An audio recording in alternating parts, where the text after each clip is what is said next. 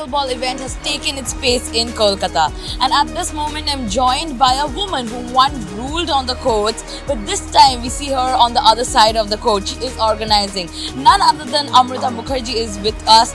Hello, Amrita. Welcome to Times Now. And the first Thank you. And the first question that I would come to you with is, how is the journey from the other side of the court that it seems like? That's a tough question to answer. I think for sure I prefer being on court, but also enjoying this experience. A lot to learn, and I think the most important thing is I really hope the players have a good experience. I hope the players enjoy being in Calcutta, playing the PWR 200, and if they are happy, then the organizer is happy. That is very nice.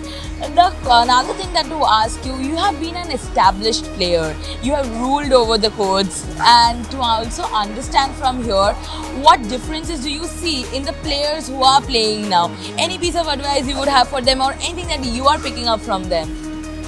So now that I've been watching the matches since yesterday, and I must say that I'm very proud to see the level of play in Calcutta.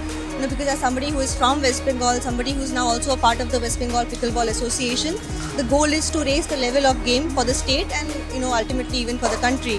So I'm very happy to see the level of play. I'm very happy to see the competitiveness, the spirit, and the only advice I can give is that just play in the spirit of the game and may the best player win.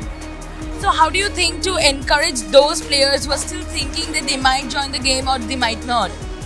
Pickleball is, I think, the most inclusive sport out there. There is a category for every age, for every level. So and it doesn't matter if you've played a sport before or not. So if you just want to try something new, just come and play pickleball. And I can assure you, if you've played it once, you will have to play it again. What kind of experience is Kolkata giving you organizing here for I understand this is the second time it's happening in Kolkata. So what kind of experience does it give you? Like, what is a mixture of both the good and the bad?